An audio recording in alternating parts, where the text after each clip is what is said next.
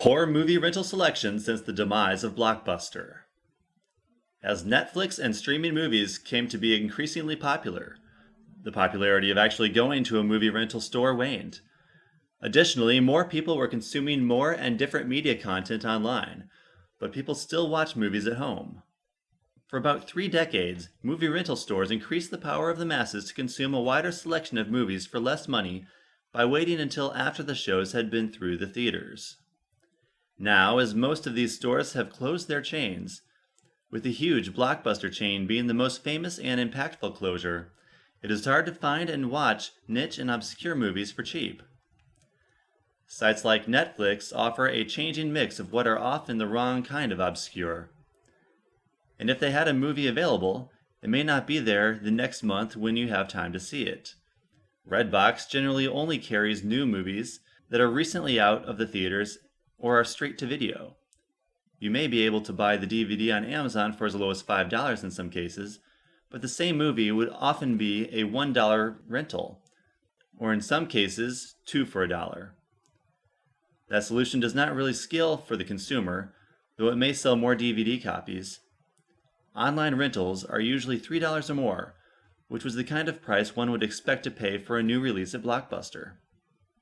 In addition to selection, consistency, and price, brick-and-mortar rental shops like Blockbuster also provided a superior browsing experience, which was often a social activity. Part of a Friday night for young people or families would often include a trip to the movie rental store, where they may see friends or spend up to an hour or more browsing the titles on the shelves. Too much is already done online, and it is more of a hassle to have to go online. As a related matter, some theaters don't even put up signs showing what films are currently showing, assuming people will simply look them up online.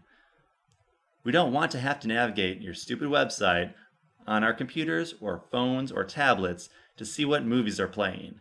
We want to see the sign as we walk or drive by, and we want to go into the store to browse for older movies, which is part of the fun of it. YouTube and sites like it have been great, and they tend to cater to a different kind of content for the most part. Amazon is launching a streaming video distribution service that may fill some of this void, depending on how it develops.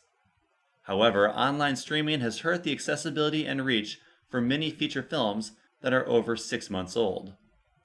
Of course, it should be noted that Hollywood is terrible, and the PC leftist bias and agenda has made most entertainment, news, and educational media nearly unwatchable for the past 20 years or more.